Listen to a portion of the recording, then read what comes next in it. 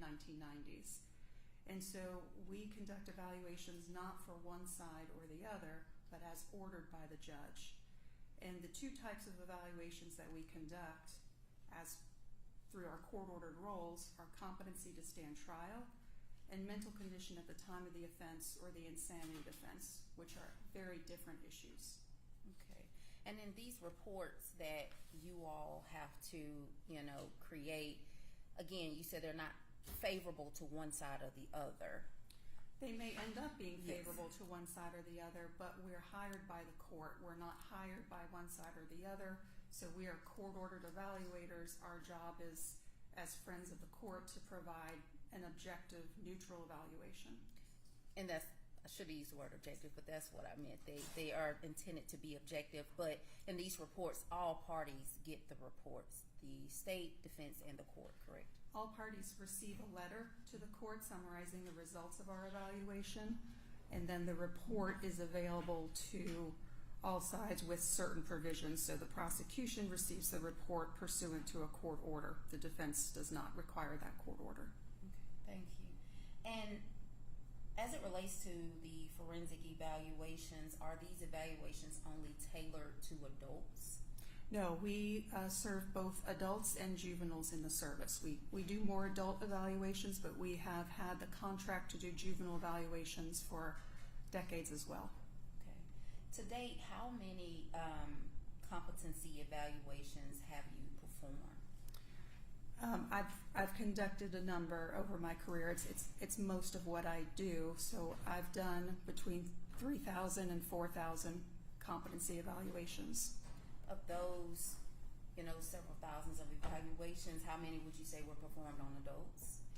The majority, so I would say about 75% are performed on adults. And the remaining would be juveniles? Would be juveniles of the court-ordered evaluations that I do, yes. Thank you. And I'm guessing that the number of reports you've written probably mirror the amount of evaluations that you perform. Yes, we write a report in every case that we see. Okay. And how many times have you testified in court regarding your forensic evaluations? Over 180 times. Okay, thank you.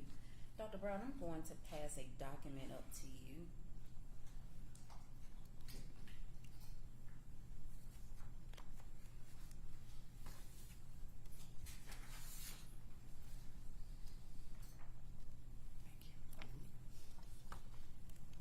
Do you recognize the document? Yes. And what do you recognize the document to be? This is my CV or my curriculum vitae. Okay. Your Honor, the defense would like to tender Dr. Brown as an expert in the field of forensic psychology and submit her CV as an exhibit. I have a copy for the court.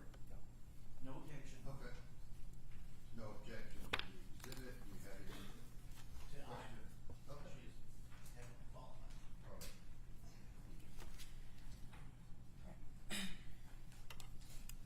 Dr. Brown, did you perform a forensic competency evaluation on Mr. Taylor for the cases involving Ms. Jillian Ludwig? I did not. My service did, and I direct that service. So I consulted on those evaluations, and I was informed of them, but I did not directly conduct those evaluations. Okay. Have you ever performed a forensic evaluation on Mr. Taylor? I did. When did you perform the evaluation? In June 2010, when he was 15 years old. Okay. And just for clarification, you were employed at Vanderbilt at the time? I was, yes. Okay. Please explain the process in which led you to evaluating Mr. Taylor. Sure. The juvenile court in Davidson County ordered him to have an evaluation for the court, and my service was the provider, as is the case now. And so I conducted that evaluation of Mr. Taylor in 2010. Okay. And you did state, and I may have missed this, that he was 15 years old at the time. He was, yes. Okay. The referral process, was this standard practice at the time? Yes. So the standard referral process was to receive a court order, typically from the court clerk. Accompanying the court order was a packet of information, including information from the defense attorney regarding their concerns, information about the charges, And then we also requested information from the prosecution. And as part of the juvenile evaluation, as part of any forensic evaluation, reviewing records and obtaining someone's history is very important. It's not just what we see in front of us during the interview, but the records and the collateral information highly inform forensic evaluations as opposed to general clinical psychology. So we gathered information and records, in this case, from the defense attorney and prosecution. I reviewed those, and then the next step in the process was to interview Mr. Taylor where he was located in custody, and conduct a clinical interview as well as a competency interview and psychological testing. Okay. And at that time, what charges were Mr. Taylor facing? He was charged with aggravated robbery and handgun possession. Okay. And you just testified that when you did meet with him to administer the evaluation, he was in custody. He was, yes. So at the Juvenile Detention Center? So this was in 2010. At that time, there was a massive flood in Nashville, and the Juvenile Detention Center was flooded, and they moved all the juveniles to the Criminal Justice Center, to a unit there, and that's where I saw him. Okay. How many times did you meet with Mr. Taylor? I met with him once. I met with him on May 19th, 2010, and it is unusual for juveniles for me to only meet with them once. Why is that? Most of the time when we're evaluating juveniles, they're comprehensive evaluations. It typically takes 2 interviews, as well as interviews with a parent or caretaker. In Mr. Taylor's case, it only took 1 because there was a procedure in place at this time that is not in place today. The procedure was that if you evaluated someone and you had concerns that their competency to stand trial, that they may be incompetent because of an intellectual disability, we were not able to just render that opinion. We had to request a consultation from what was called then a mental retardation specialist. Mental retardation has been replaced by the words intellectual disability. So it was clear to me after my initial evaluation with Mr. Taylor that he would require the services of that intellectual disability specialist from the state. And so I made a referral after the first interview for that person to see him. Okay. And how long did your evaluation take? How long were you at the Criminal Justice Center with Mr. Taylor? Sure. So the face-to-face time was 2 hours outside of the interview time and interviews with other sources. Okay. And did you prepare a report for the juvenile court regarding your assessment of Mr. Taylor? I did. And did you also prepare a summary letter for the juvenile court? Yes. Regarding your evaluation? Yes.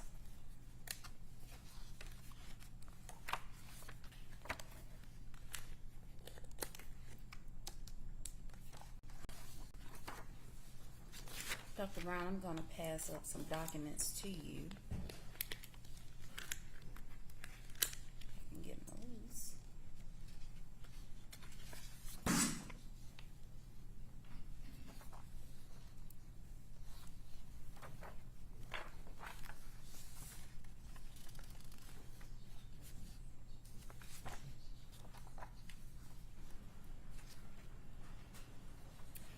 Do you recognize those documents? Yes. And what do you recognize those documents to be? One is my summary letter to the court summarizing the findings of the evaluation, and the other is titled Forensic Mental Health Evaluation, which is my 11-page report to the court. Thank you. Your Honor, the defense would like to submit the following documents as exhibits. One being this summary letter of the forensic mental health evaluation from June 7, 2010, and then Dr. Brown's long report from June 2010.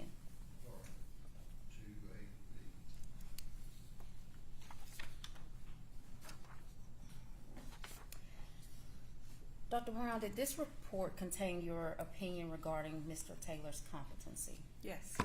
And what was your opinion per your report?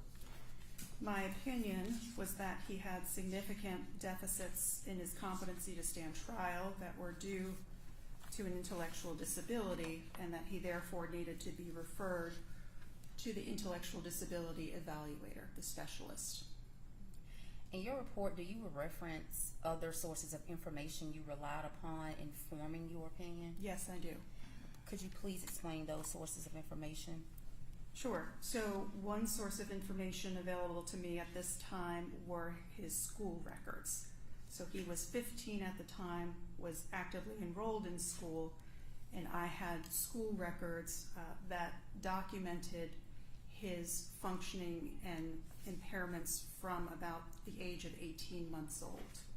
And the school records contained things like IQ scores, they contained what he was certified as having a disability in, what he received special services for, what schools he attended, and what his grades were.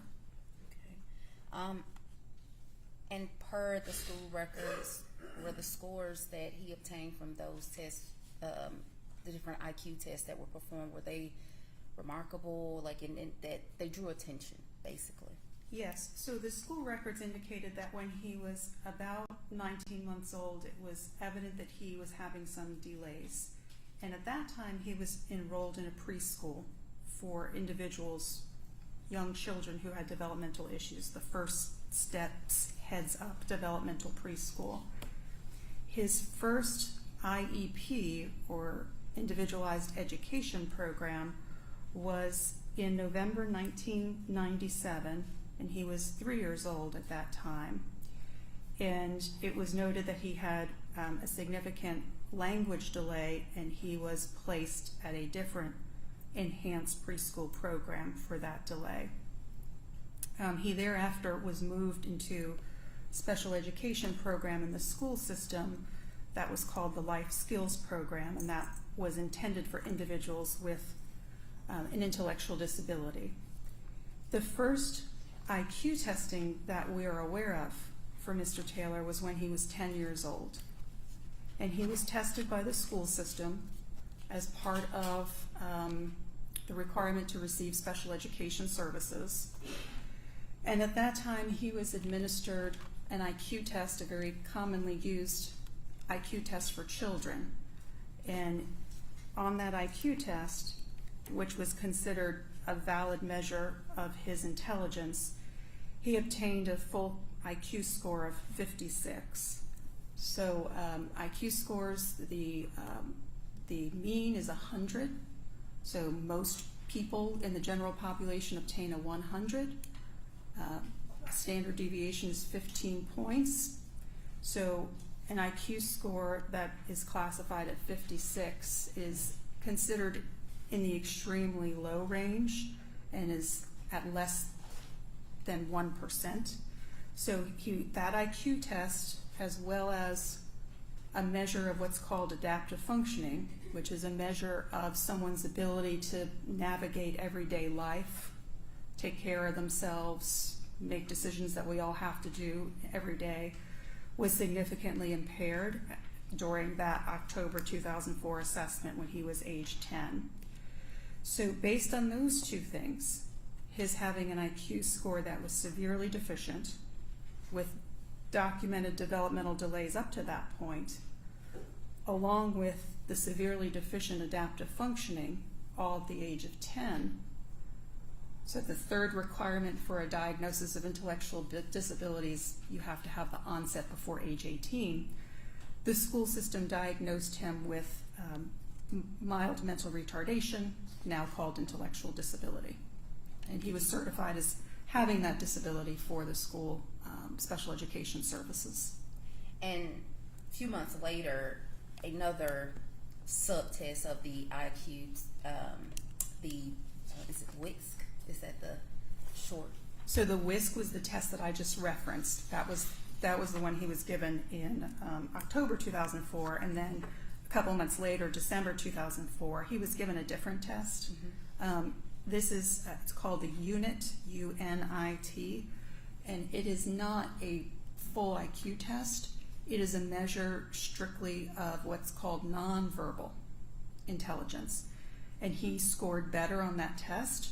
He scored a 71, but that score is still considered in the range of scores consistent with an intellectual disability, which the range of scores consistent with that are generally considered 70 and below, within a 5-point range of error. So 75 and lower can be considered as evidence of intellectual disability if the person has the other requirements that I mentioned. And the nonverbal skills, what does that consist of? So nonverbal skills are tests that don't involve words, that don't involve your ability to express yourself verbally, to answer questions verbally, to understand verbal language. So think about tests that involve things more like puzzles or graphs or looking at pictures. That's what a nonverbal test is. Thank you. In your report, you stated that receipt of additional information or records may modify your opinion regarding Mr. Taylor's competency. Did you ever receive any additional information following the submission of the report I just provided you? Well, after 2010, Yes. yes. Well, not for this evaluation. Yeah, what I mean pertaining to when he was a juvenile, when he was 15, when you did that evaluation and wrote that report, did you receive any other information that could have changed your opinion or anything? The information that I received that fully informed my final opinion was the consultation report by the intellectual disability specialist, who she saw Mr. Taylor after I made that consultation. She also diagnosed him with an intellectual disability. She indicated that he was not competent due to his intellectual deficits, and that opinion is reflected in an addendum in my final report. And I guess I should have clarified, you didn't receive any additional information after your final report was published? Not for this evaluation, Not for this correct. study. Okay. So could you walk us through how you started the forensic evaluation with Mr. Taylor? How did you initiate it? The very first thing we do as part of a forensic evaluation is to, as court-ordered evaluators, inform the person of the nature and purpose of the evaluation. So I introduce myself, I explain who I am, where I work, what my job is, and what I'm there to find out. So I would say, the judge ordered this evaluation. I'm here because the judge sent me. Your lawyer knows about it. Your lawyer wants you to cooperate. This is to find out a few things about yourself, and I'll say one of those things is to see if you're competent to go to court. That means if you're ready for court. The other question they have is about your state of mind at the time they say the crime happened, and they also want me to tell them if you have any problems like that you need help with. And I explain to them the limits of confidentiality as well, who the information will go to. Did Mr. Taylor experience any difficulties in this specific portion? Yes, he had significant difficulties understanding why I was there and what this was for. So one of the things we do is test their understanding to make sure they actually have understood what we said, and he really struggled to answer those questions. So his responses when I asked him what the evaluation were for was things like, see, do I understand what's going on? So kind of some very general, vague responses, or about my charges, or about a doctor thing. So was never able to respond back and express understanding that this was a competency evaluation and the issues that I was there to find out about. Okay. And to form an opinion regarding Mr. Taylor's competency, did you perform any intelligence testing? I did. I will say I did not have to form an opinion about his competency. Okay.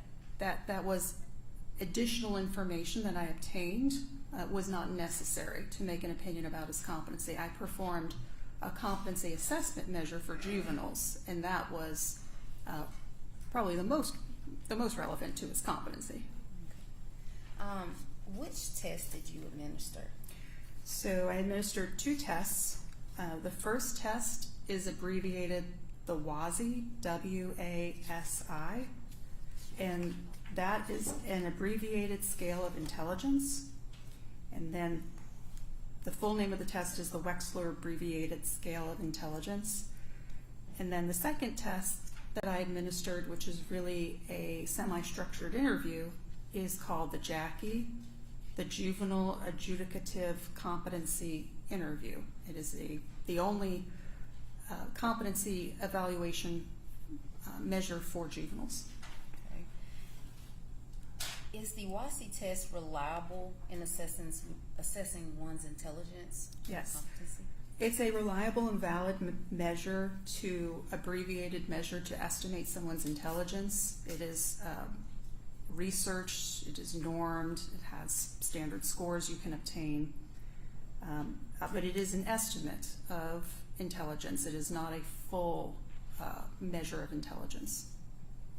And why did you choose to administer the WASI versus the test the full test that gives the actual IQ? Sure. One reason was he had the full test 5 years previously as administered by the school system, and those results were considered valid and resulted in his diagnosis of an intellectual disability. So I really didn't even need to give additional testing. I knew he had an intellectual disability based on the consistency of records and the scores. So I administered an abbreviated test to make sure things had significantly changed and just to get additional information to be thorough in my evaluation. What does the WASI kind of capture about an examinee? What is it broken into components? Like, could you explain? Sure. The WASI has two, you can get, there's 4 subtests that give you scores in 2 different areas, verbal and performance. Performance is just like we talked about earlier. It's nonverbal skills. It's things with blocks. It's things with puzzles. The verbal subtests measure verbal abilities, so your ability to define words, to compare words, and do some abstraction in terms of their relationship to each other. So you can get a verbal score on the WASI, a performance score on the WASI, and a total score on the WASI. Following the test, did Mr. Taylor's scores, were they indicative of anything? Yes, he obtained a full scale IQ score of 56 on the WASI, which was identical actually to the score he obtained when he was 10 years old. And it was at the 0.2 percentile, meaning if you had a room of 100 people of his age, 99.8% of people in that room would score as well or better than him. Okay.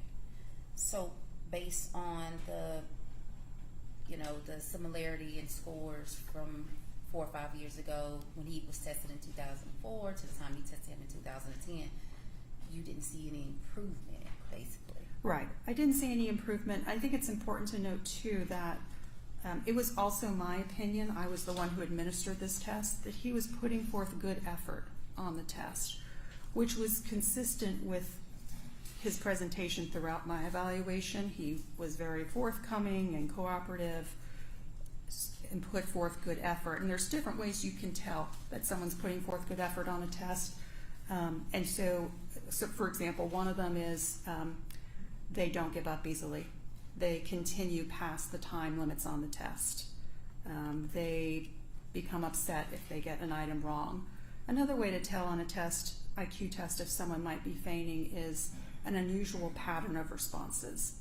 Mr. Taylor had a very typical pattern of responses in that he got the easy questions right and then he couldn't get the hard questions right. So it was kind of a trailing off pattern. So all that to say that I felt that this IQ score was valid, that it was a true estimate of his level of functioning and was consistent with previous scores. Thank you. And earlier you testified that, again, you administered 2 tests and the second test was the JACI test. Yes. And you said that the purpose of this test was to assess the competency in juveniles. Yes.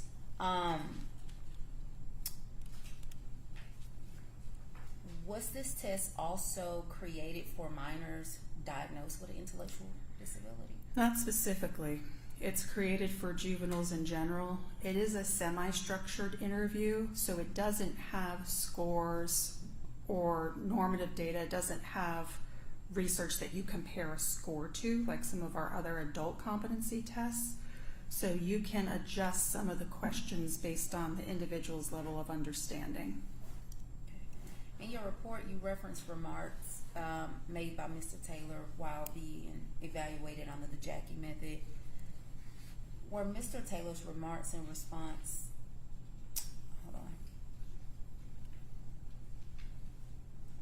what was significant about Mr. Taylor's remarks during the Jackie evaluation? There were significant problems. There were significant deficits in his knowledge about the court, about his charges and what could happen. And there were significant deficits in his understanding of the legal process and how to make decisions. Okay. Did Mr. Taylor continue to display difficulty even after multiple attempts or anything? Did you observe that? Yeah, so as part of our competency evaluation, we try to educate the person because it is not necessarily what they know, but what they have the potential to know. And he often did not significantly benefit from education. In other words, his answer either didn't significantly improve or continued to be wrong. So I felt at the end of my evaluation that he was not competent because of intellectual disability, and that is why I referred to the intellectual disability specialist. And some of the deficits he displayed are very typical, I would say, for an individual with intellectual disability. So he showed a pattern that I was familiar with in having evaluated several other individuals with intellectual disability. Thank you. And what kind of patterns are those? So I think it's important to note that with an intellectual disability, people can have some basic understanding of their charges, of their legal system. What often happens is when you scratch the surface, you see the deficits in the depth of their understanding. So competency to stand trial is not were they competent to commit the crime. It's also not did they know the difference from right from wrong. That's not the competency standard. That has to do with their mental state at the time of the offense, which is a very different issue. So in his case, some of the competency deficits he had were, for example, and again, this is common with individuals with intellectual disability, is stating that his attorney is on his side, but then believing that his attorney has to tell the judge everything he tells them, even if it's harmful for his case. The other thing we see is that they have a real hard time navigating plea bargaining and understanding what happens, following the process of what happens if you plead guilty versus if you plead not guilty and what those pathways are. And that was evident in Mr. Taylor's case as well. Okay. And you kind of touched on this earlier, but did you administer any effort tests? No, I didn't. And there's several reasons for that. Why didn't you? First of all, there are no effort tests normed for juveniles. And there definitely are no effort tests normed for juveniles who have an intellectual disability. So that's the first issue. The second is his scores were highly consistent across time, which gave me more faith in the validity of the results. The third is that he was forthcoming, provided lots of information that was not helpful to him during my evaluation, and was working hard, trying hard. So I felt like his effort was good. And then lastly, the intellectual disability specialist who saw him and did the consultation also did questioning of him to assess whether there was any feigning, and also concluded that there was not in her evaluation. So although you didn't administer any formal testing throughout the interview, you're looking for cues and signs that may rise to, the examinee putting forth poor effort or what some may call malingering. Yes, we always are in every forensic evaluation. It's a crucial part of doing a forensic evaluation. And just for educational purposes, could you please provide the clinical definition for malingering? Sure. It's when an individual intentionally exaggerates or feigns mental or physical problems for secondary gain. You've already touched on some of the common behavioral signs and responses that examinees will give if they are putting forth poor effort or possibly malingering. If Mr. Taylor had exhibited any of those signs, you would have included them in your report, correct? Sure, yes, right. Give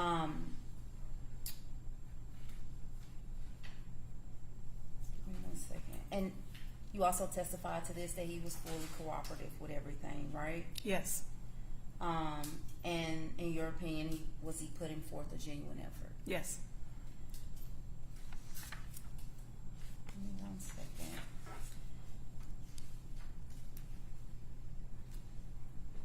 Now we talked about your purposes for evaluating Mr. Taylor initially in 2010, and that was for a competency assessment Yes, and an insanity defense yes, and an involuntary committal, yes, right? And in your ultimate opinion regarding his competency, you referred him to an evaluator at Yes. the time. Okay. And what was your opinion regarding an insanity defense? that he did not meet criteria for an insanity defense, and the insanity defenses essentially they know right from wrong at the time of the crime. Very different issue, and so there was no support for an insanity defense. And what was your opinion regarding an involuntary committal? That opinion was made by the intellectual disability specialist at the time, and the opinion was that he did not meet the criteria for judicial commitment as there were no designated facilities for juveniles with an intellectual disability in Tennessee. Again, for educational purposes, today, does any facilities exist now? Not for juveniles, there are for adults. Okay. Now, you testified that you made a referral for further evaluation, and that this was required Yes. under law, under Yes. state law. It wasn't under state law, it was under the policies of the Department of Mental Health who controlled our contract. Okay. And who was the further forensic evaluation completed by? Dr. Donna Moore. And do you know where she was employed at that time? She contracted with the State Department of Mental Health, but she had her own practice at the time called Moore Psychological Services. And when did Dr. Moore complete her assessment of Mr. Taylor? She issued a report on June 4th, 2010, and she evaluated him on June 2nd, 2010. Okay. And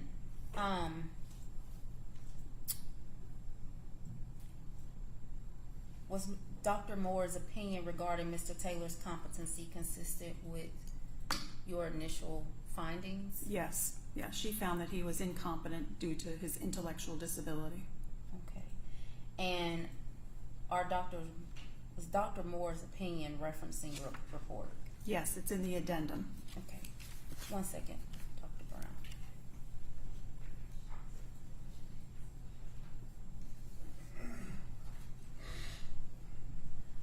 Those are all the questions I have for you. The state may have several questions for you. Sure. Thank you.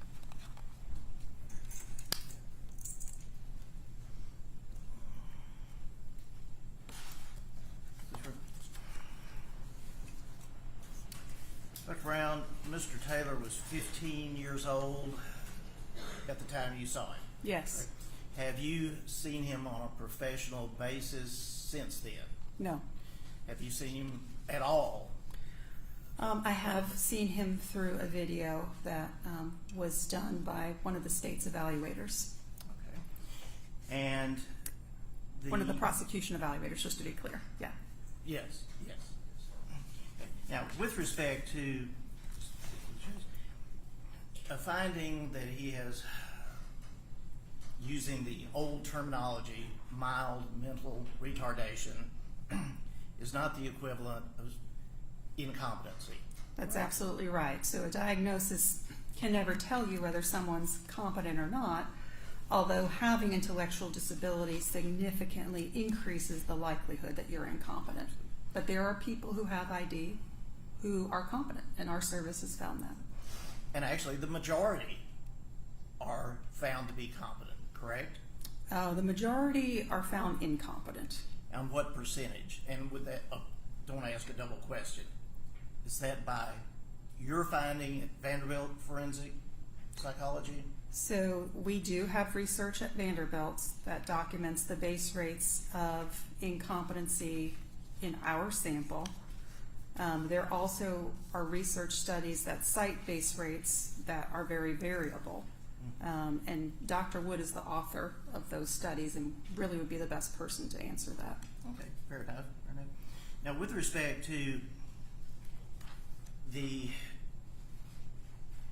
age 10 IQ testing, that was done by the Metropolitan National School System, correct? Correct. So, as far as other than gathering historical data, you had no involvement with that whatsoever. Is that correct? Oh, right. Yeah, I didn't test him back then. Okay. Yeah. And as far as the circumstances of the testing, how it was done, whether he had breakfast that morning, anything that might have played into that evaluation is not to be known. Well, there is some information in the report that indicates that they felt it was an accurate and valid score during that assessment. So the evaluator opined that it was. Okay. And would that evaluator have been a licensed clinical psychologist or forensic psychologist? They would not have been a forensic psychologist because there was no legal related issues at that time. I do not know what their degree was. I'd have to go back and look at the original report. It could have been a licensed psychologist. It could have been a licensed school psychologist, but I'm not sure. Okay. Between age 10 and age 15, did Mr. Taylor have any interactions with the juvenile court system, to your knowledge? Yes, I believe he did. He had told me that he was arrested at around age 13 or 14 for prank calling, and then was arrested when he was 15 for having a BB gun and cursing at the police. Okay. Prior to the aggravated robbery that I saw him on. Okay. And did either of those incidents result in a finding of delinquency? Or do you know? I did not have an official juvenile report, so I don't know the answer to that. Okay. So the age 15 was aggravated robbery charged as being the most serious. Yes. Correct. And I take it he did understand that was a serious charge Yes. because he was in detention. Right. He was in the juvenile unit of the Criminal Justice Center. Yes. And one thing I want to ask, the forensic mental health evaluation that's been introduced as an exhibit is the juvenile version. Yes. How does that differ from the adult version?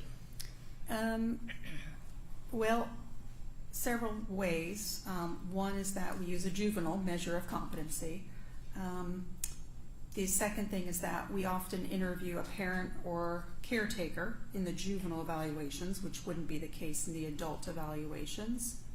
The third thing is that we provide treatment recommendations in the juvenile report, which is not a part of the adult reports. Mm-hmm. And would that be in line with treatment would be the only alternative because commitment would not be available? In the sense of there were no, haven't committed to a secure facility for an incompetent juvenile. That didn't exist. That's right, that didn't exist. And so, in keeping with the juvenile court system of treatment and release into the community, is that what you're talking about? Yes, there were treatment recommendations made. Yes, that's correct. Okay. Now, juvenile measure of competency, what does that mean? Is there a difference between that and an adult measure of competency? Yeah. So the competency definition is the same, at least in Tennessee. There's no special definition of competency to stand trial for juveniles. The reason the measure is different is because the questions are designed to tap into a juvenile's level of development, to ask them questions that are more likely to elicit responses. So the questions are more broken down. For example, one of the questions is, how would the punishment a judge gives you different than if you went to the principal's office and you were in trouble? So it's a way to contextualize the questions to most accurately get at the knowledge that a juvenile has. So in that way it would be, you wouldn't ask the principal question obviously for an adult. That would be different. There are some aspects of the juvenile evaluation measures though that carry forth when we're evaluating an adult with intellectual disability that we adopt from that measure. And let me just ask, with respect to the juvenile's social history and his interaction at age 15, might be totally different than at age 25 or age 30. Would Sure. you agree? Yeah, sure. Okay. And at age 15, he did have social interactions, at least according to his self-reporting. Correct. Right. Per his self-report, he was very popular, had many friends. I'm not sure if that's accurate, but yes. Okay. In fact, that he said that he was not a member of a gang, but that he knew the handshake. Knew the handshake, right. And I want to ask about this because it is in your report, and it is spelled CRYPTS, as in a very vault. That Could is that a- be CRIPS? Yes, I apologize. That is a typo. Just wanted to be sure since it was in the record. So he, and that he sometimes hung around the gang. This was at age 15. Yes. Okay. And again, it was not part of your job or responsibility to be part of that treatment team, Right. I didn't treat him. if one even existed. That was somebody else, some other department. Right. That would be what the juvenile court would decide. And let me just say, when we're talking about different departments, your contract is with the Metropolitan Nashville government, correct? Yes. All right. To do forensic evaluations court ordered by the General Sessions Court, criminal courts of Davidson County. And juvenile courts. And yes. juvenile courts, Yes. yes. And I think the last year that I had statistics was 2023, and Vanderbilt did some 454. Does that sound about right? Sounds about right. We're right at around 500 or so. Okay. And how many evaluators were there in 2015 besides yourself? In 2010, 2010, I'm sorry, 2010. I was the only evaluator. I was the only faculty evaluator. I had trainees that worked with me who I supervised, but I was the only faculty evaluator at that time. And I believe you said that over the years you've trained some 200 evaluators, correct? Right. And was Dr. Wood one of those? I did not train Dr. Wood. Dr. Wood and I went through the same training program, and when she came to Vanderbilt, she had completed her training, was licensed as a psychologist. We worked closely together during her time at Vanderbilt. Okay. And as far as in the training that you had and that you trained people on, would that include evaluating all the records that would be available? Yes. Okay. And in these evaluations, court-ordered evaluations, is it the norm to request information from the defense attorneys Yes. and from the prosecution? And from the prosecution, yes. That would include police reports, affidavits, and now that in the world that we're in, requesting body-worn camera. Yes, we basically take whatever your office will provide. defendant had made a statement and that was available, you would want that. Yes. Okay. And that is because knowing what the facts are that a person is charged with, be they juvenile or adult, plays into the competency evaluation, correct?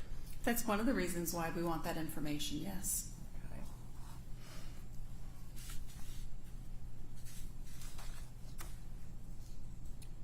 How much information about the facts of the case did you have in 2010 when he was 15 years old? Sure. So at that time, it was common for the juvenile court to send us the petition. It's called Petition in Juvenile Court that explained the allegations. And we often received the police report as well that went along with that. At times, we had additional information from the prosecutor's office, but at a minimum, we had the information I just referenced. And that would have been summarized in my report. Okay. Let me ask this question before you go further. If you're determining competency, understanding the legal process, why do the facts matter? So that we know that they have an adequate understanding of the facts of the case and can discuss, for example, the evidence that's in the case that might be used against them. Okay, thank you. And that was what I was going to ask is the nature of the charges would be something you would also want to consider, correct? Right, so one of the types of information we elicit from the attorneys is, please tell us what the potential punishment for this crime is. Often the attorneys will indicate what type of felony it is so that we're informed of that when we ask defendants about it. Okay. And certainly as juvenile, the consequences are somewhat more limited. Right, they are. They're different. Even if the juvenile is actually found guilty or delinquent of the crime. If they stay in the juvenile system, yes. Right. Now, again, the nature of the charge would involve whether it is a complex accusation versus something more basic, correct? Sure, that's fair. Okay. A money laundering, wire fraud scheme as opposed to a shoplifting. So yes, so I think what you're getting at is competency is a contextualized assessment that depends on the situational demands of the person. Is this a high stakes case that's likely to go to trial? Is this a shoplifting case that's very likely to be pled out? So we take that information into account when we're evaluating an individual.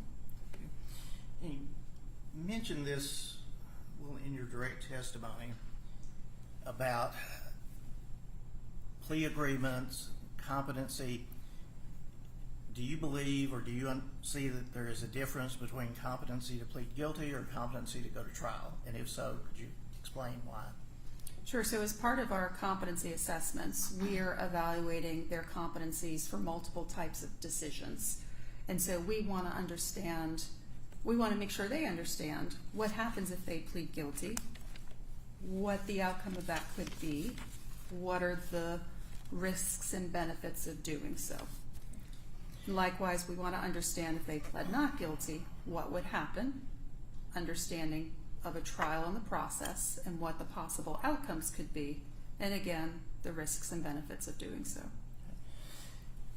Correct me if I'm wrong, but it would not be your place or any evaluator's place to determine what was in the best interests of the That's right. accused. That's right. So we're not giving them legal advice. We're not telling them what's in their best interest. We're assessing their knowledge of their choices and their ability to reason through the decisions that may be available to them.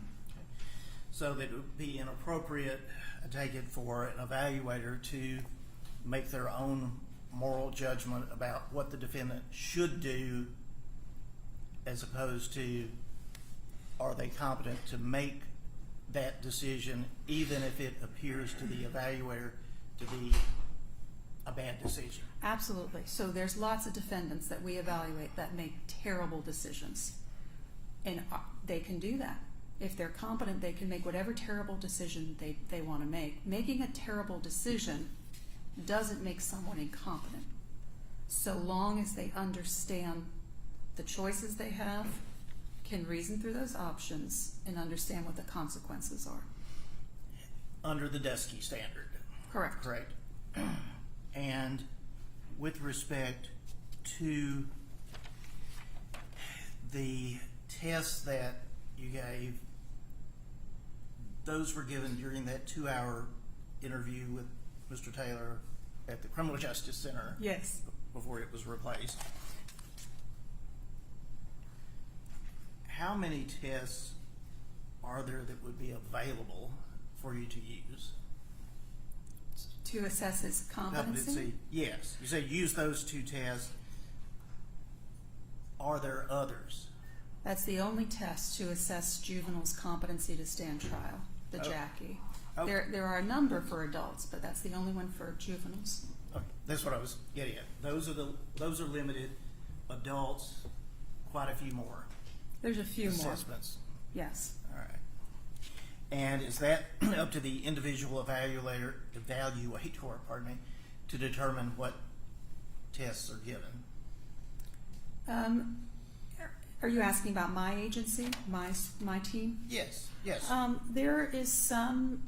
We all use a similar competency assessment instrument in my service. There are some examiners who can choose to administer different or additional measures in adults depending on the presentation. But for the most part, we are all administering a semi-structured interview that's similar across the team so that we have consistent results across evaluators. Okay. Your interview with Mr. Taylor at age 15 was not recorded, was it? No. Okay. And that is not typically done by evaluators with Vanderbilt Forensic Psychiatry. That's correct. I want to touch on a bit. You talked about the 71 IQ. You recall that as being part of the. Yes.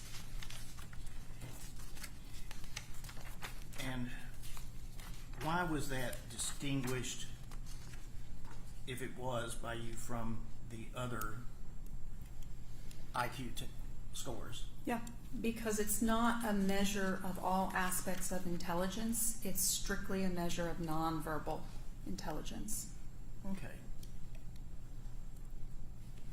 That he could adapt to seeing things and more concrete abilities as opposed to mathematical skills. I think concrete is a fair word to use. It's more visual abilities, more hands-on tasks as opposed to words. Yeah. Comprehending, seeing and touching as opposed to thinking. Comprehending, I would probably put with verbal. Verbal. Comprehension would be verbal, but seeing and touching, I would say, is, yes, Yeah. nonverbal. Okay. And in this aggravated robbery charge at age 15, to your knowledge, there were no videos of the incident that he could watch, or you could watch for that matter.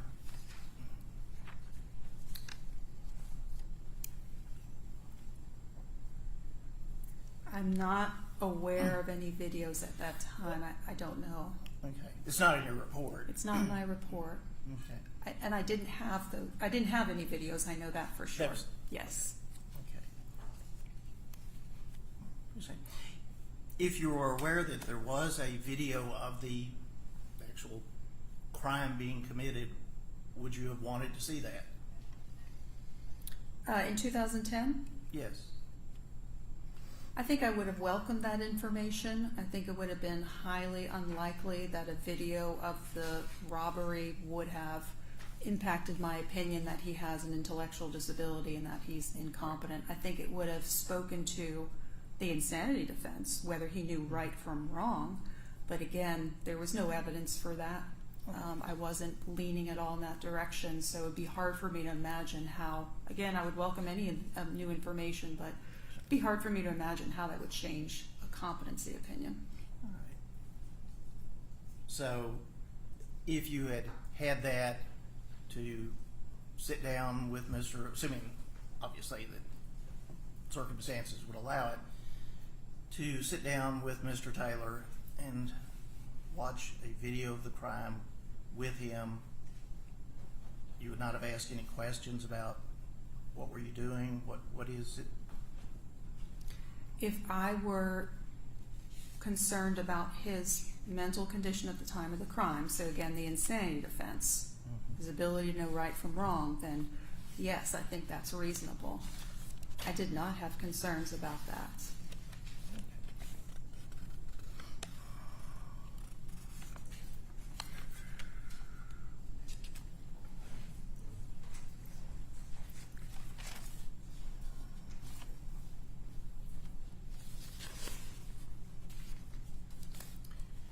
Have just a moment, Your Honor.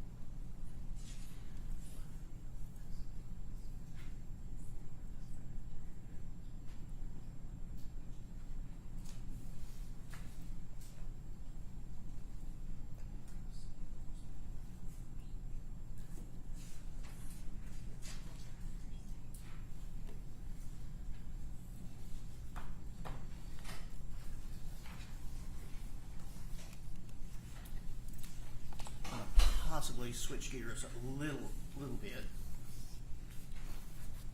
A person with intellectual disability that is on a spectrum, correct? Correct. Access to is mild mental, again using the old term retardation, now intellectual disability.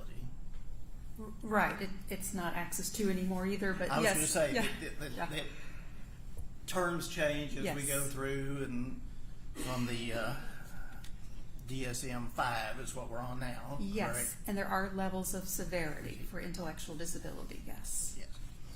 And one thing I was going to ask is, with respect to the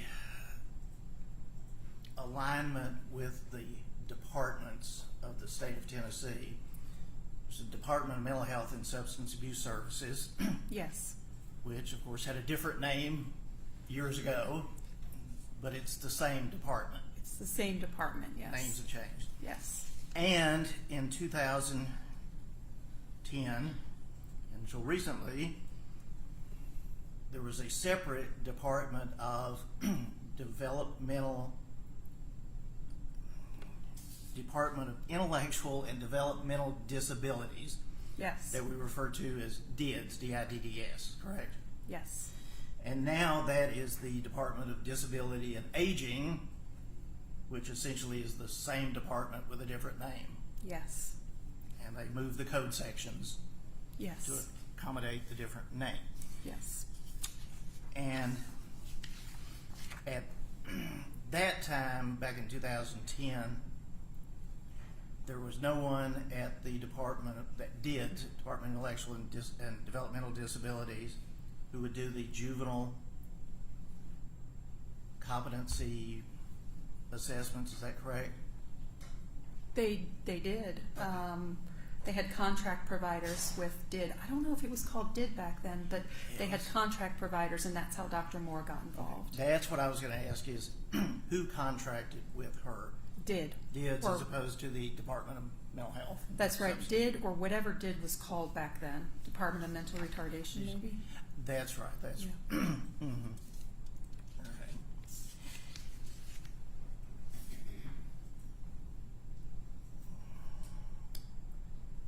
The Dusky standard, of course, in Tennessee applies, as you said, to juveniles. Right. And making that assessment, did you, back in 2010, talk or interview Mr. Taylor by asking him hypothetical questions? Yes. Okay. And why would you do that as opposed to ask concrete questions about the facts of his case? I did both, but the answer to your question is asking hypothetical questions is a standard part of competency evaluations. It's actually built into the JACI, the hypotheticals. It's also built into several adult measures of competency and is a standard part of how we do competency evaluations in both juveniles and adults, and that's because we're not evaluating them making real-time decisions. We're evaluating their potential to make those decisions. And so we have to offer some hypotheticals, but certainly we ask details about their case and decision-making in their case. Okay. And just to be clear, Mr. Taylor's defense attorney was not present at the time you did your interview. No, she wasn't. Okay. And so far as, pardon me, you did not sit in on any attorney-client interactions in 2010, did you? No, I don't think so. The information I would have received about their interactions was what was written in the request form by defense counsel. Okay. Would you agree or disagree with this statement? Competency is a pretty low bar. I can't say agree or disagree. It depends on where you set the bar. I think that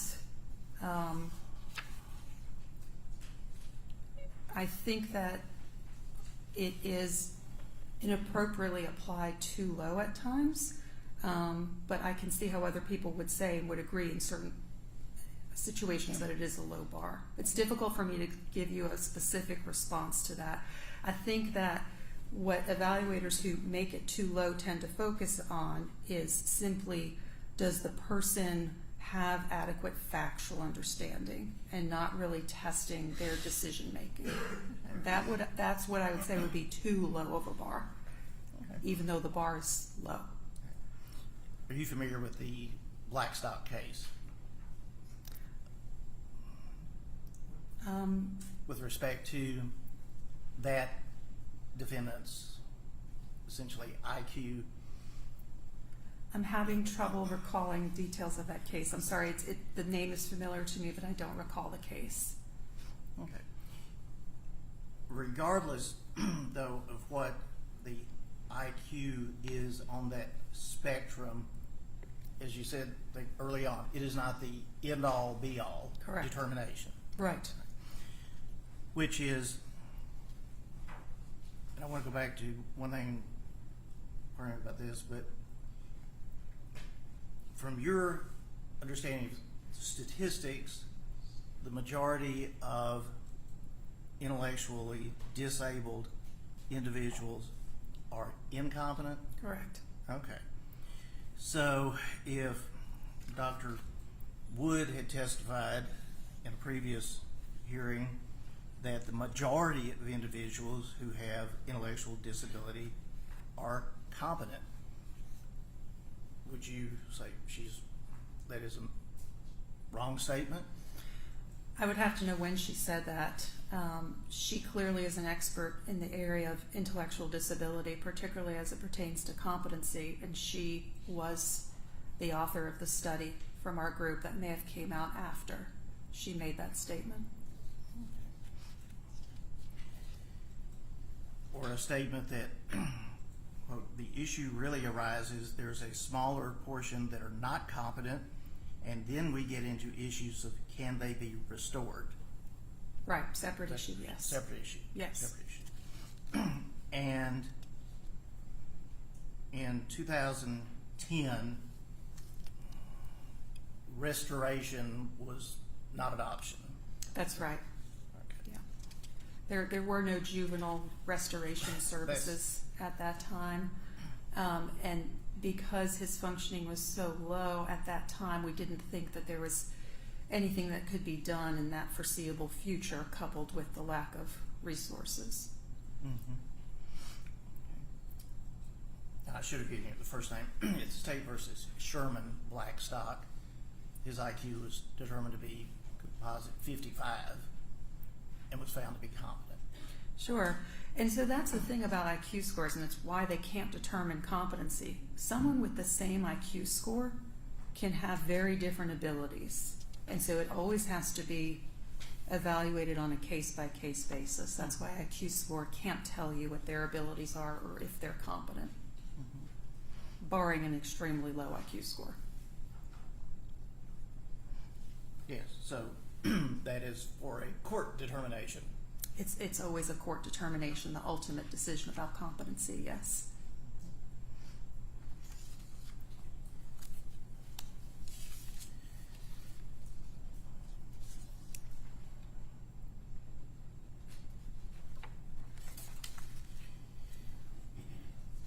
We talked about the lack of, basically, services available for juveniles, but that is not necessarily true with adults Right. now.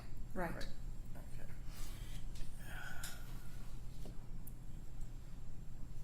But competency restoration would not be anything that you would have hands-on work on, correct? Not for the population of individuals with Business. ID. That's right.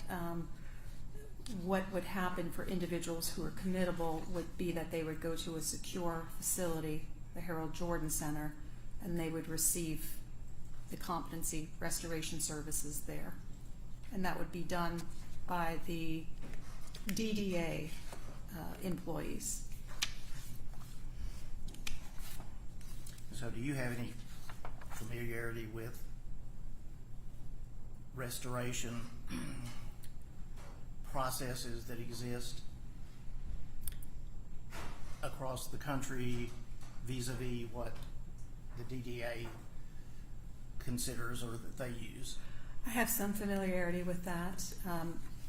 DDA uses a specific method, the Slater method, that's been developed to train individuals with ID on competency. And that is a method that is used by other agencies across the country.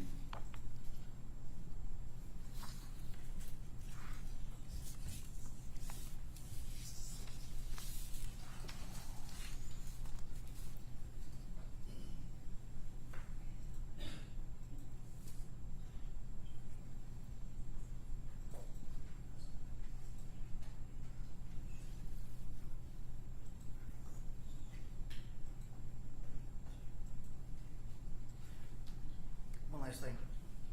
I don't believe council made Dr. Dominic, no relation, report a part of the record, but the state has no objection if, because I believe you referred to it as an addendum. Her report was summarized in my addendum, but she does have her own separate report. That you relied upon. I did. The state, has no objection. Yes, Do you Your Honor. want to make that an exhibit? Yes, Your Honor, I believe so. It may be referenced later. Okay. Go ahead, show counsel. This is marked.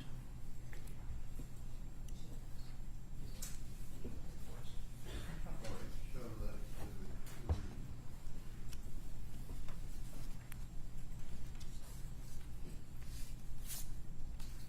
And I would have no further questions, Your Honor. Thank you. All right, we need to redirect Mr. Lincoln. No, majority, no. Oh, I'm sorry, you were asking a question. And let me ask Dr.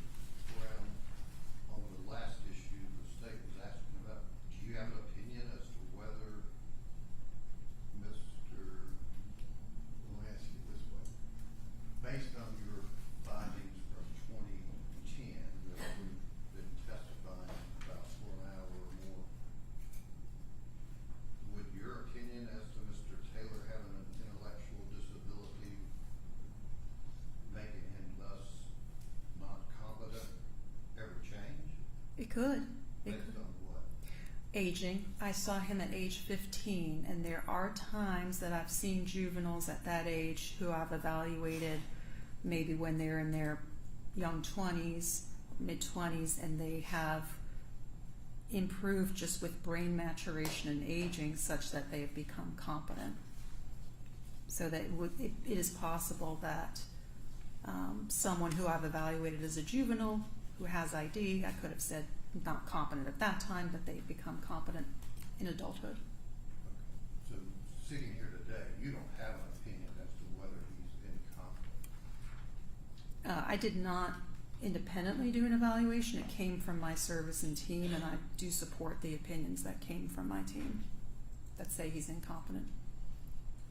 So you're reading their reports and confirming them, basically?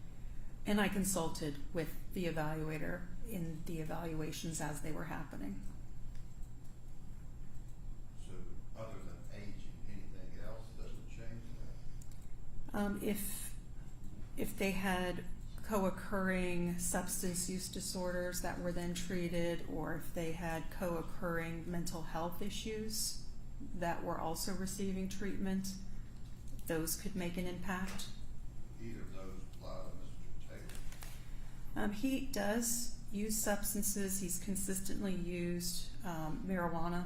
That's something that he looks like started doing after my evaluation in 2010. In terms of other mental health disorders, he has been diagnosed with ADHD as a child and received treatment for that.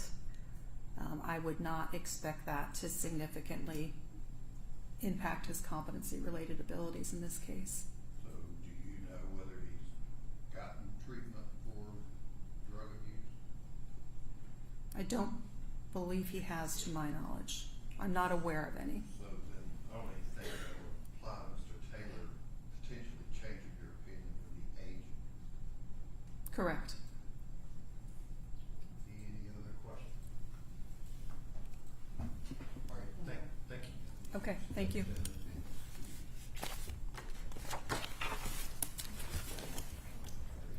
next? Who's the next? The defense would call Angela Dominic.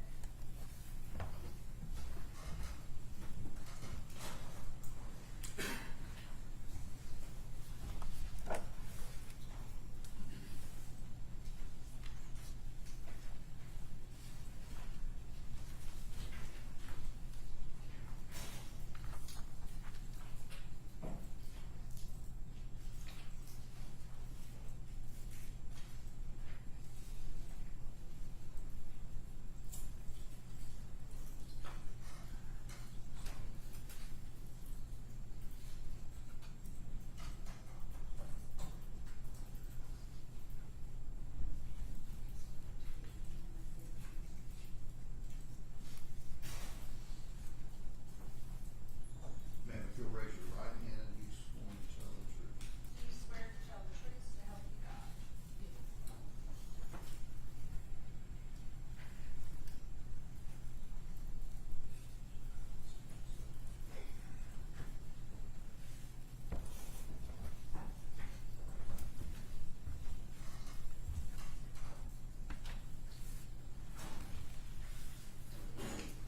Ms. Dominic, could you state and spell your full name, please? Yes, Angela Dominic, Angela, Dominic, Dominick.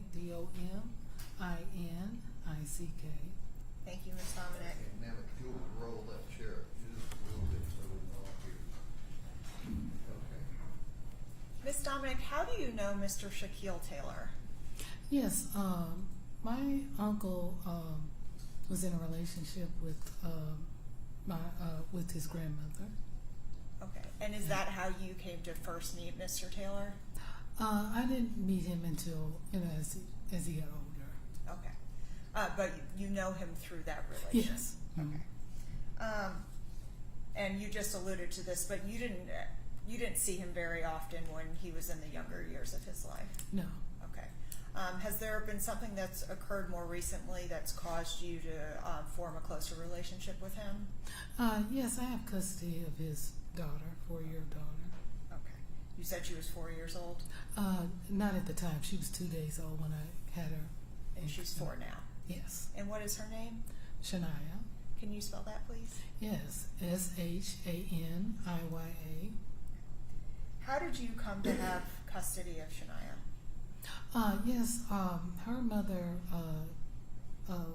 tested positive for cocaine when she gave birth to her, and the courts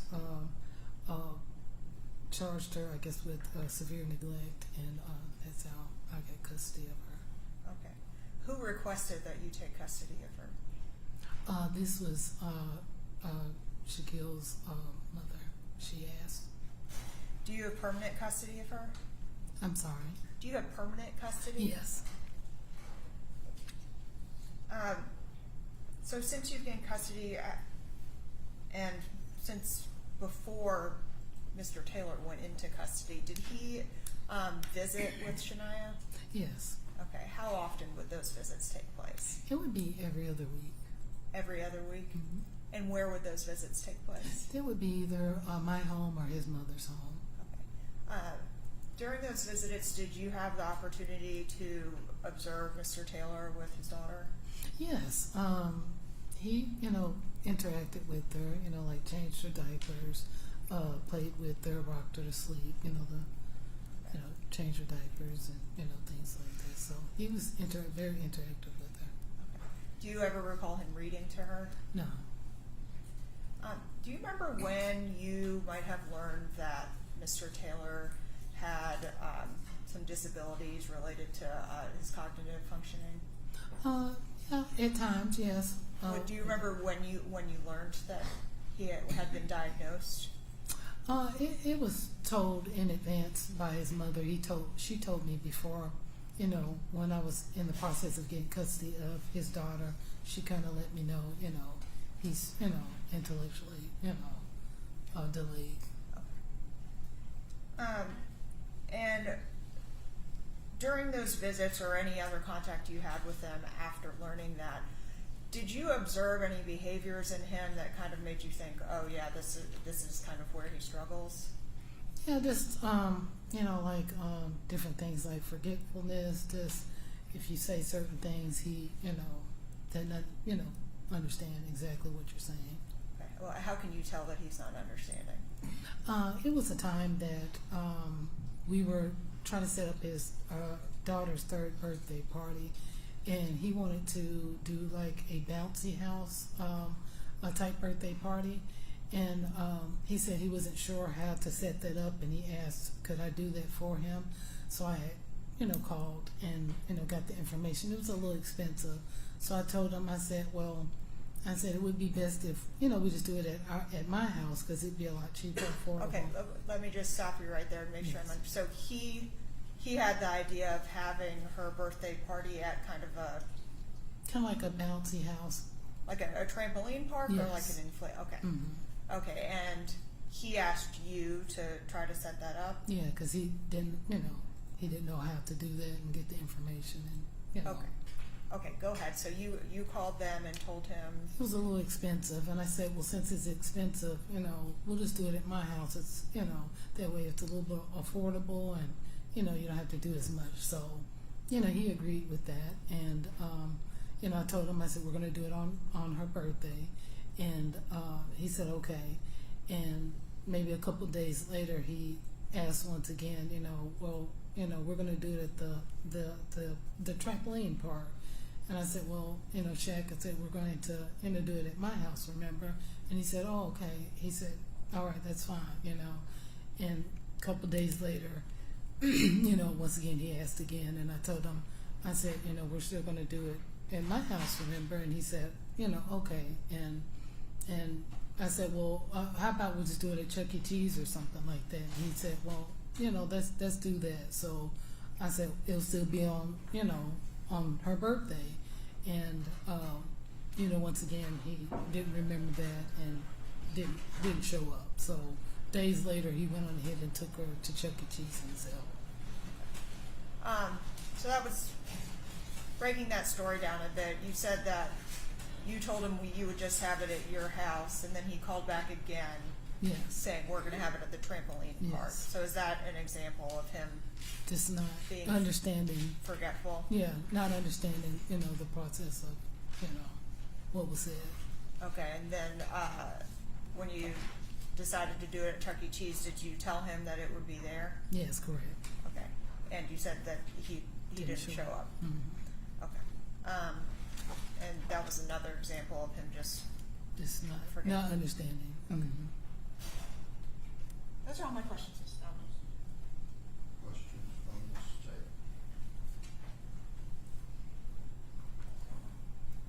Miss Dominic, you said that you met Mr. Taylor when he was older. How old was he when you met him? I want to say 27. Okay. And was he in jail when you met him or out No, of jail? he was out. Okay. Had he been in jail recently? I'm not sure. Do you ever remember him going to jail? Maybe a couple months once his daughter was born. Yes. So the longest you remember him being in jail is for a couple of months? I'm not sure. It might have been maybe like a year. Okay, so you don't remember. No, You're not sure. no, I'm not sure. Okay. And Shania, when was she born? She was born August 24th, 2020.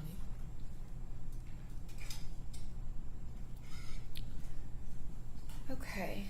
And you said that Mr. Taylor's mom is the person that let you know that he had some type of intellectual disability? Correct. So she told you that. She didn't go into detail, but she said that he's delayed. Just kind of be careful and watch him, and just kind of monitor him. Okay, and so Miss Cox told you that. Correct. And how often did Mr. Taylor see his daughter? Like I said, once a week. Once a week? Or Was every it other the week. same day? Just it depends. Okay. And so you're saying, when did you get custody of her? I want to say, let's see, she was born the 24th, so maybe like the 26th of 2020. It was like permanent custody at that time, and then months later I got temporary, permanent custody.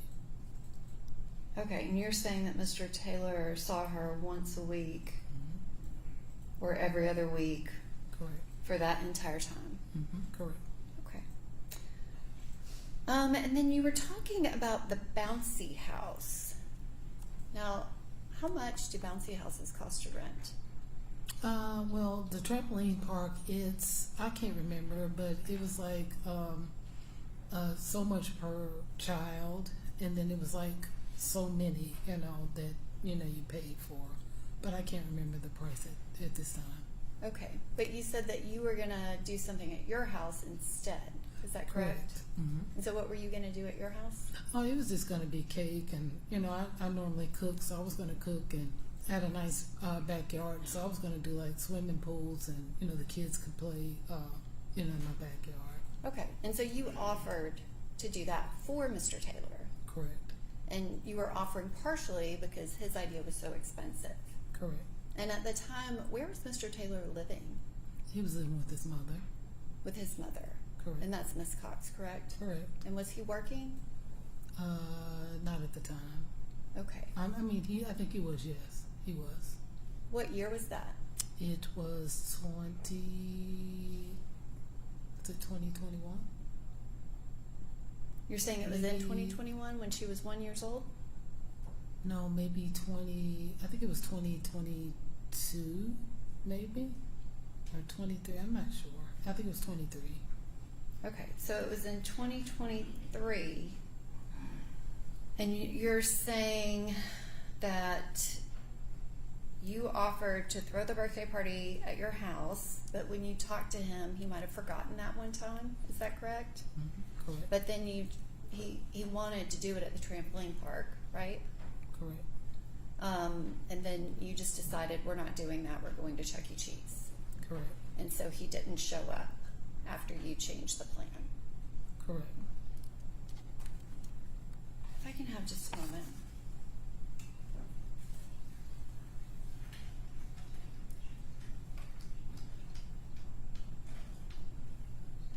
Thank you, ma'am. I don't have anything else. Redirect. All right, thank you. You can have a seat of these. All right, who's the next witness? Call Edward Samson.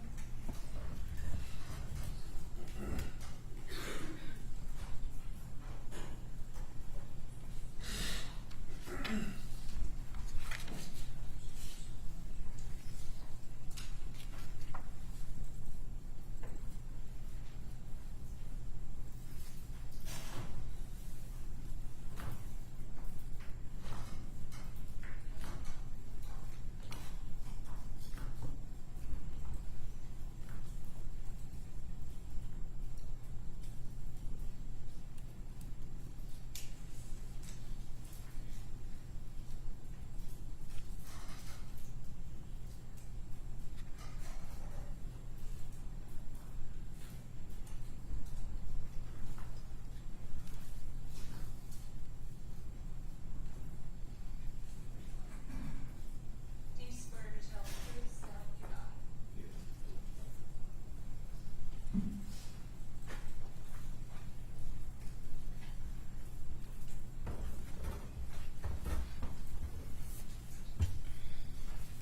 Mr. Samson, could you state and spell your full name, please? Edward Samson. Edward, EDWARD. Samson, SAMPSON. Thank you, Mr. Samson. Mr. Samson, how do you know Mr. Shaquille Taylor? It's my nephew. Okay. And you're also, you know Miss Angela Dominic, is that right? Yes. Okay. And how do you know her? That's my girlfriend. Okay. When did you meet Mr. Taylor for the first time?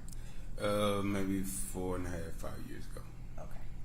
But you said that he's your nephew. Yes. Okay. Why didn't you meet him before then? I'm originally from Texas. Okay. I just moved here About a few 4. years, 5 years ago. Okay. Do you remember how you learned and when you learned that Mr. Taylor had an intellectual disability? Yes. When was that? It was the day I met him. I was talking with his mother, and she was letting me know then. And about when was that? 4 or 5 years ago. And we're going to talk about your observations of Mr. Taylor in the work context, but before we do that, have you made any observations about him outside of work related to his disabilities? Yeah, very little. Okay. Can you describe kind of how he interacts with other adults? He's very quiet, and sometimes it seems like his facial expressions shows that he's kind of confused about a conversation, or he may say something outside of the conversation that doesn't have anything pertaining to it. And where have you seen him outside of work? At work, at times we work together, and then at his mother's house. At his mother's house? Mm-hmm. Did his mother ever ask him to do something related to the grill and things? Yes. One time we was having a little cookout at her house, and she asked him to start the grill, and he left the grill on the porch, and he lit the grill, and then she told him to get it off the porch, and he was like, "No, it's too hot." She was like, "No, I want you to take it off the porch first." And it's like it was kind of confusing for him. Like I knew he knew to start the grill, but he didn't think about the flame going up to the ceiling. Oh, was the porch covered? Yeah. Okay. Okay, moving over to the work context, have you ever worked with Mr. Taylor before? Yeah, short time at Checkers, and then another time at Chipotle. Okay. When was it that you worked with him at Checkers? It was about 4 years ago. Okay. So around 2021? Yes. Okay. And how long did you work there with him? At that time, I was at a different location, so he only worked with me about like a week. Okay. So he worked at one Checkers, you worked at the other. How Yes. did it come to be that he worked with you for? I was a manager there, and we were short staffed, and I needed employees. So his general manager transferred him over to my store to give me some help for that week until I got more employees. Okay. And you're the manager. What was Mr. Taylor's job title? He was a crew member. I'm sorry? Crew member. Remember? Okay. Can you talk a little bit about his performance there? Things that you might have noticed? Yes. Like I didn't put him on nothing like or the grill or anything. I would keep him on the fire station, something that he can constantly keep up with, and that was basically it. I never put him on a drive-through or on the register or anything. Okay. And just to back up a little bit, you said he was a crew member. Yes. What does that mean? Well, basically, they just do basic little things like maybe clean up, wipe down stuff, or drop basket of fries and stuff like something simple. Okay. And you said that you assigned him to the fryer, is that right? Fire station, yes. Okay. And can you just explain why you didn't assign him to other areas? The grill, I feel like that was more my responsibilities because you have to have certain criteria to working on the grill so you don't burn nobody or set the place on fire or mix any chemicals that would cause a fire. So I didn't want him to be on that area of the store. So all he did was work at the fryer? Yeah, work at the fire and made wash dishes. And how did he do in those jobs? Oh, he did pretty good on washing dishes and stuff like that. Okay. And then you also worked with him at Chipotle, is that Yes. right? What year was that in? That was a couple years ago. Okay, so around 2023? Yes. And which Chipotle was that? The one on Belmont. In Belmont? No. Is it on Belmont? White Ridge Road? is that White right? Ridge, I'm sorry. And were you a manager at that Chipotle Yes. as well? Okay, and what was Mr. Taylor's job title? He was a dishwasher. Dishwasher. Okay. And did you start working there first, or? No, actually, him and his brother was there, and they informed me that their general manager was looking for another manager. Okay. And I came into play after maybe 2 or 3 months after they was there. Okay. So he was a dishwasher. Mhm. I know at Chipotle they have a lot of staff kind of manning that line out front where they put together Yes. the burritos and bowls. Did Mr. Taylor ever do that? Yes, every now and then. Okay, and how did that go? It went pretty well at times, because it wasn't really too hard. You just putting rice and meat or whatever in a bowl or on a burrito. Okay, so you said at times. So the other times when it didn't go well, what would happen? We'll basically have him on dishwashing. That was basically in the back. I'm sorry? We'll have him working dishwasher. Oh, right, but you said that when he was working on the line, it usually went pretty well. But Yes. what were some problems that arose when he was working on the line? Well, he would get impatient sometime with some of the customers that would, order something and then change their mind at the last second, and then he would be like, "No, I fixed it like how they wanted." And then, like he was confused about, if he should have done it like he did it or did he do it wrong or something. Did he ever work the register? No. He did one time, and at that time our registers wasn't working right. So he asked me the amount that I should give the customer to change back. And I knew right then and there that he couldn't do mathematics, equations in his head like that. Okay, I just want to ask you a few more details about that. So you let him try working at the register once? Well, it was just one customer that I had, and I had to do something else. So I just told him to go ahead and cash that customer out Okay. for me. Can you say specifically what happened? Like I said, the customer gave him a 20. I believe the bill was maybe $16.40 or something like that. and he didn't know the exact amount of change that he was supposed to give the customer. So what did he 'Cause do? he asked me. He asked And- me what's the change I should give him back, and I told him. And did he ever work the register after No. that? No. I think those are my questions. Thank you, Mr. Sampson. Any questions from the state? Just briefly, Your Honor. Mr. Sampson, you said that you have only known Mr. Taylor 4 or 5 years. Is that correct? Yes. When did you move here from Texas? 2021. 2021.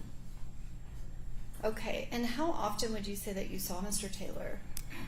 Maybe 2 or 3 times a month. Okay. And do you remember a period of time where he was incarcerated?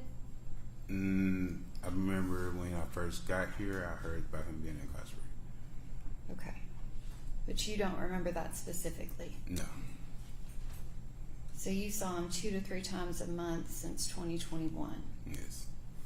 Okay, and you said that you learned about his intellectual disability because his mother made a comment to you? Yes. And that's Miss Cox, correct? Yes. Were you familiar with where Mr. Taylor was living? No. You didn't know where he lived? No. Okay.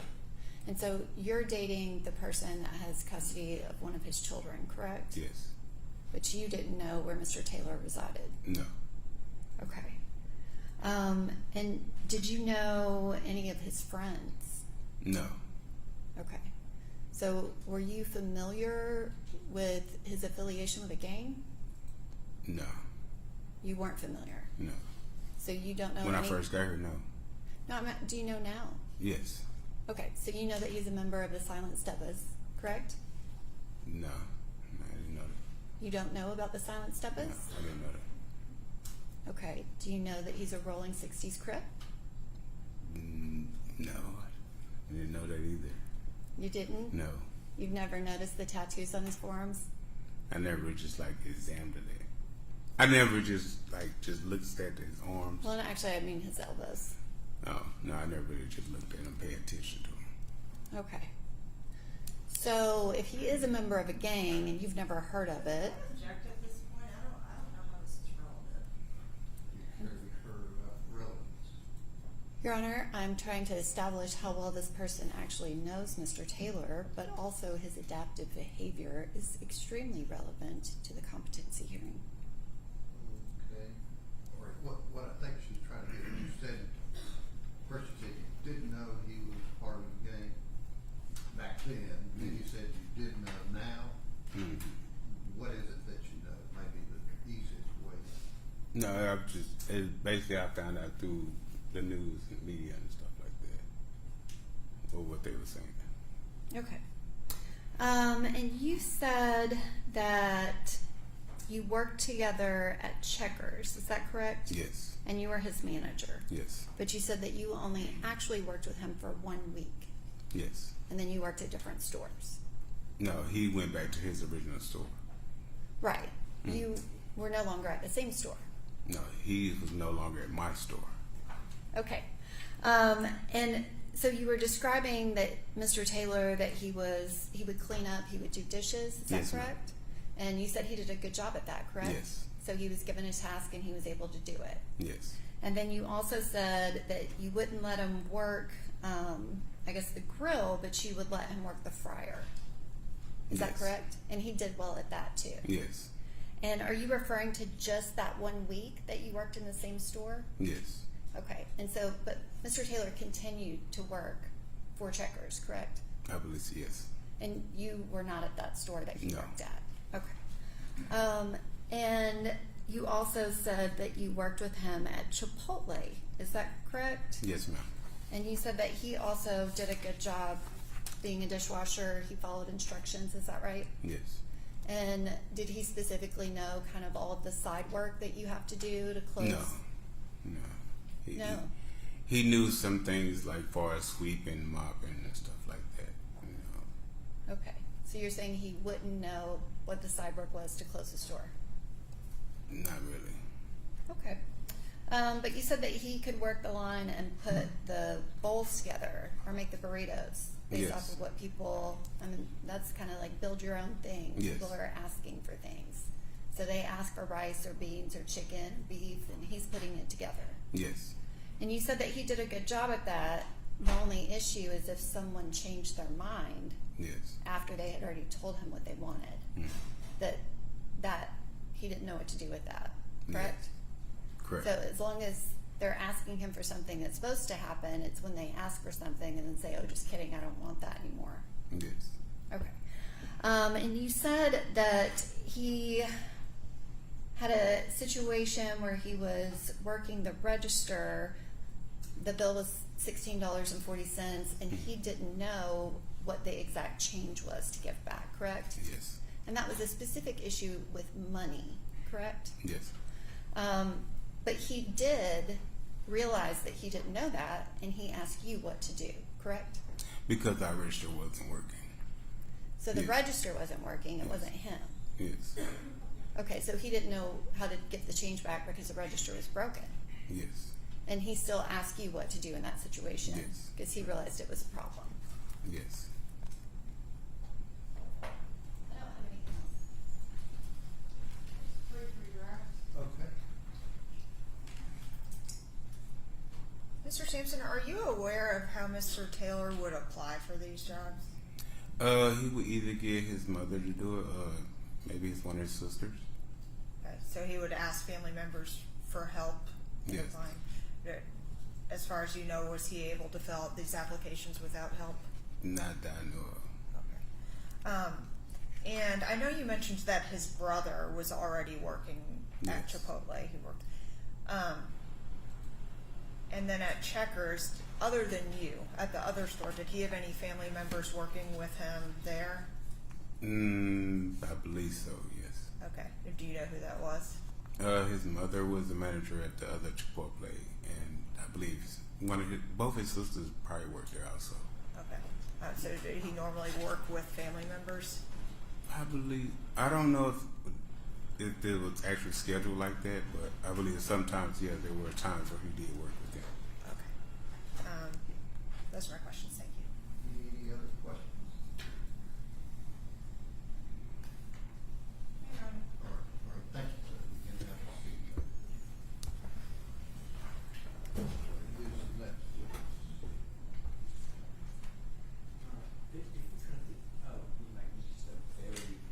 Okay. Who would be the next witness? Okay. All right, let Mr. Taylor step back. We'll take a 10-minute break.